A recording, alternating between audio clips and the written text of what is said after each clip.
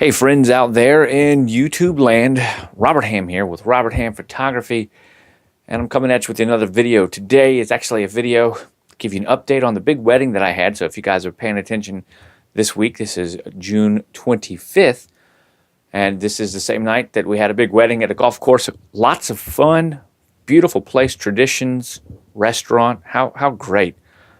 But I also wanted to kind of mix up something else with you. And this was a video I tried to make a couple weeks ago at my grandmother's house, but it just didn't come together right. And I guess, all good things come to those that wait. And what didn't come together right was the audio back then. And that's great. I'm glad I didn't post the video because I got a great personal story for you today about trolling. And that's something I wanted to talk about. Number one thing I'd like to let you know is that the wedding went off beautifully. I had 3 people helping me, including myself, so I guess 2 people helping me. One was Quinn, my sweetheart, who does all my scrapbooking and helps out with photo booths whenever I have one. And we had a photo booth at this wedding, beautiful wedding. The other one is Brandon. Brandon's my first assistant photographer. So he's my first assistant, so it's like my first photographer. It's a very important role for me. I don't trust very many people to photograph weddings by themselves. Brandon's a person that I do, which means that I can trust him to go off with the groom or to go off with the bride and make sure that he's going to get excellent images. These are things that I know about from Brandon. So I'm pretty excited about that. I'm just getting through loading all of my images into Lightroom, and it's processing, so it's making some noise.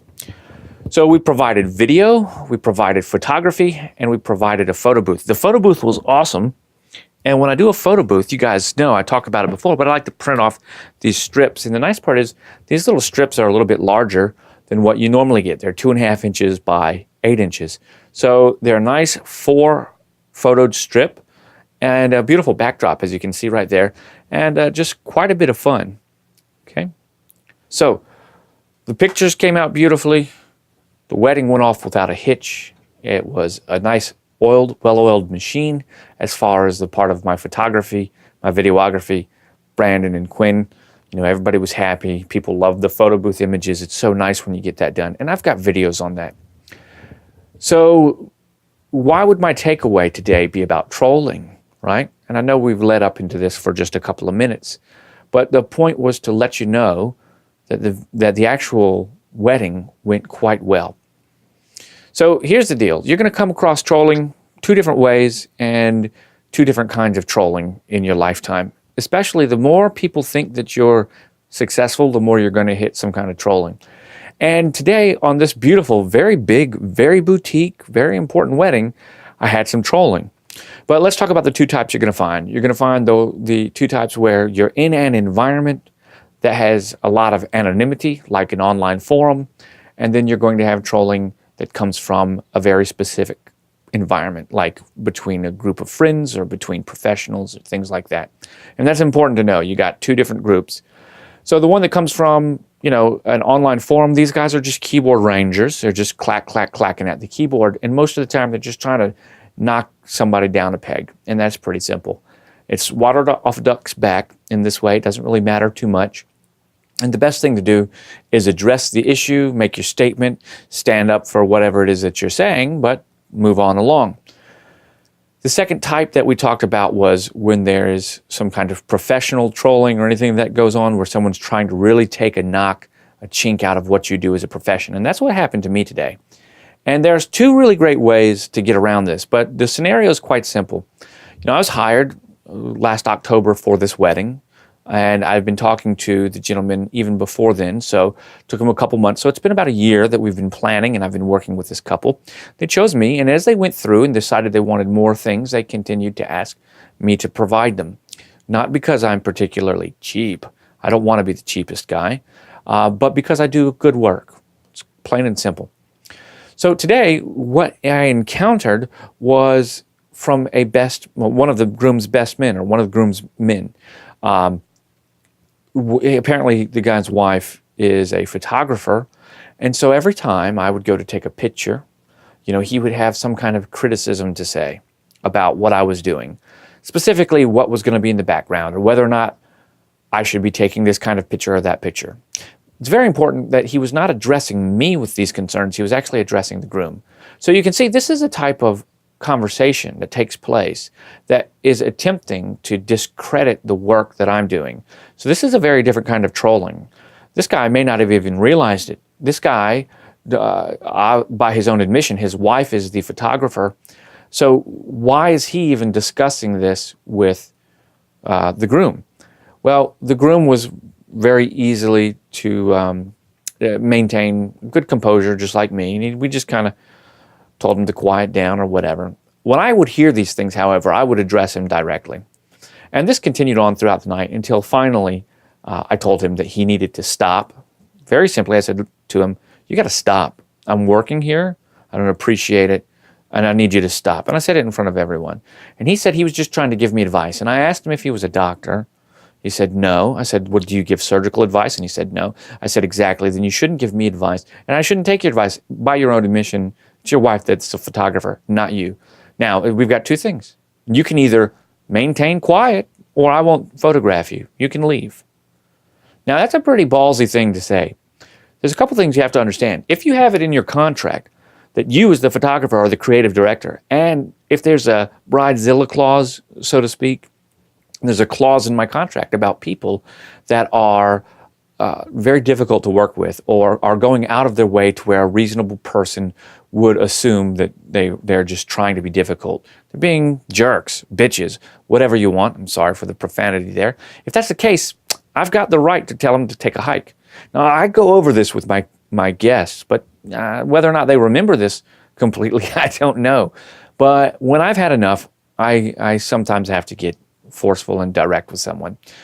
That didn't quiet him down directly, though. He then turned to the groom, and the groom took him on his shoulder, and they walked away a little bit. And you could hear him say, even though they walked away, "We hired Rob because he's a professional. He has a team that can do this. We didn't hire you or your wife because you didn't have the team. You don't have the same portfolio. There are many reasons we didn't hire you guys." Okay? Let's shut him up quick. In fact, he didn't talk to me for the rest of the night.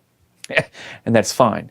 So here we have a situation where some trolling took place, and whatever his reason, maybe he was just a little bit tipsy because everybody had been nipping, but he just got talkative. But it was consistent. He's the type of guy that always has their word in the ear of someone else in order to change their opinion about you.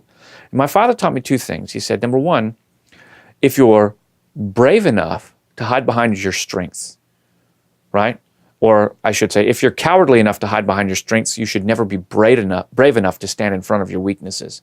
And although I said that wrong right now, that doesn't change the fact that people that are big talkers usually are big talkers to someone else on the totem pole, and it's very manipulative. It's kind of insidious. The other thing is, when people aren't addressing you directly, that tells you something about their mentality and how they're going to go about it. And my final part about that is I never allow anyone to say anything negative about me or my company or what I'm doing. I don't allow that statement to go unchallenged ever, okay? Because when you do, you're allowing it to happen. So when people, it's a big thing today is to be standing in line and then someone to say something loud enough about someone else in line or you, but then act like they're not talking to you. So if I'm in line and I hear someone's mad because maybe I stood too close to them by mistake in the checkout line, I don't know, and I hear them talking to their so-and-so about how this mofo stood too close, I'll say to them, "Excuse me, I can hear you. I didn't mean to stand so close. I was happy to move, but I heard you." And they'll say something like, "I wasn't talking to you." And yeah, you may not have been talking to me, but you were so rude and incredulous enough that you were talking so that I could overhear. So you were trying to make a statement. So what's the statement? Now that has led to fights. That has led to people wanting to get tough. And okay, that's fine. I'm the guy that'll stand there and do that. Not at a wedding, but the point is there are lines in the sand that you have to draw. And online, they're just keyboard clicks. It doesn't matter. But in real life, you have to be willing to make that stand and make it within a reason. For me at a wedding, I've got two very important things that protect me. Number one is my courtesy. I believe everyone's owed a debt of courtesy, so I'm kind and courteous. But number two, the most important part, is in my contract, I have a clause about people that are jerks. And maybe I should post that for you guys one day so you could read these things. It's not legal advice, this is the contract that I have made up with lawyers that helped me make this up, but laws in your own state may vary. The second thing is it didn't end there. Later on, the wife of the guy who was there, who was a best man, who was one of the groomsmen, he was not the best man, he was one of the groomsmen, she was there, right? And so when she was taking photo booths, she was real snappy with my sweetheart that was there, and maybe even Brandon a little bit. Now, the only reason I know that that's important is because when I was looking through the photos with my sweetheart Quinn, she was telling me, oh, that's the lady that was so mean to me. Interestingly enough, after the fact, well, why not put a little pressure? You know, her husband got told off a little bit, and then she's going to put some pressure on my wife. So there you go. There's a little bit of duplicity there, or duality. But it gets even better. Later on in the evening, when I'm passing out my business card for everyone that has the website address for the couple that's getting married, I handed her a card. And she looked at me and said, plain as day, excuse me, I'm a photographer. And I said, what does that have anything to do with James's pictures, Enrica's pictures? It doesn't. And she says, well, I am a photographer. I said, and that's a card so you can go see the images. If you don't want it, leave it on the table. Someone will take it. And that's what she did. So what was that? What kind of thought process was going through her mind that it was a confrontation that I was giving her my card, which had the link to the gallery of the people who were getting married, that her husband was one of the groomsmen? Why was that something, like she's not going to look at the images because I took them? See, these things don't make sense. And some of them you can just kind of let roll off your shoulder. Some of them require standing up. Some of them require just a little bit of courtesy to get around.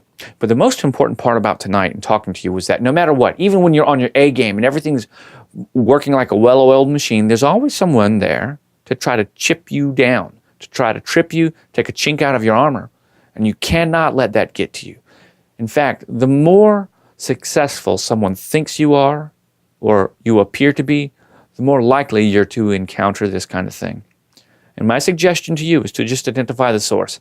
Is it a keyboard ranger, somebody behind the computer screen that's just trying to knock you down a peg and have their voice heard? Or is it someone that's actually trying to do something insidious by slandering your name a little bit, by trying to change someone's opinion about you? And those two things take two very different paths to correct, but both of them require recognition that there's a problem in the first place. How you handle it after that is up to you. You've heard my suggestions here. Guys, I'm Robert Ham with Robert Ham Photography. Today, we've been talking about trolling even on a beautiful, perfect day. Today is a day I can check off in the book as a perfect wedding. I cannot wait to bring you the images. The photo booth images are great. The video is gorgeous. And what a beautiful bride and groom. If you want to know what I'm doing in the real world with stuff like Instax, check me out over on Instagram at RobHamPhoto. You can find me over on Twitter with the same handle. Don't forget to check me out over on Facebook. My poor little Facebook page has very few likes. It's actually, I'm sorry, it's my fault. I've never really been good with social media. So that's the way it is. But you guys here on YouTube, I really appreciate you. I want to thank you for watching and remind you that I'll catch you on the flip side.